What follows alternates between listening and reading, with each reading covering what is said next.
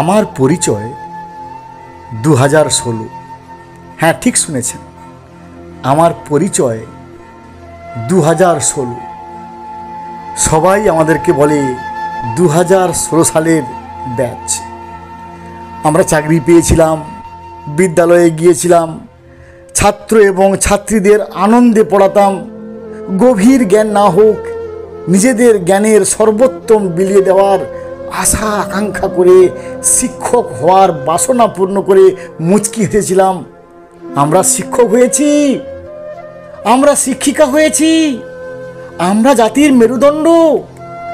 এইবার আমরা আমাদের পরের ভবিষ্যৎকে শিক্ষায়, উচ্চশিক্ষায় শিক্ষিত করব। সেই 2016 সালের নিয়োগ হলো 2018-19 সালে। আমরা নতুন শিক্ষক শিক্ষিকা হওয়ার আনন্দে, গদগদ আনন্দে উদ্বেলিত প্রাণবন্তভাবে হাসলাম। হঠাৎ হাইকোর্ট থেকে বার্তা এলো, তোমরা আর শিক্ষক নও, তোমরা আর শিক্ষিকা নও, তোমরা নয় কোনো গ্রুপ সি, নয় কোনো গ্রুপ ডি।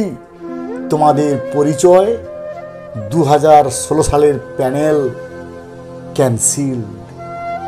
তারপর খোলা আকাশের নিচে আমরা অনিশ্চিত সমুদ্রে ভেসে বেড়াচ্ছি। কখনো হাইকোর্ট, কখনো সুপ্রিম কোর্ট।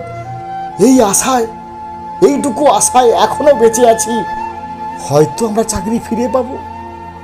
আর যদি চাকরি না ফিরে পাই, তাহলে আমাদের পরিচয় হবে 2016।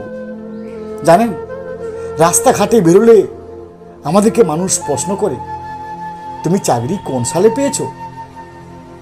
যেই আমরা 2016 সাল বলে ফেললাম, 2016 এসএসসি বললাম, মানুষ বিদ্রুপ করে ঠাট্টা তামাশার কষাঘাত দিয়ে আমাদেরকে চাবুক মেরে মুচকি হাসলো।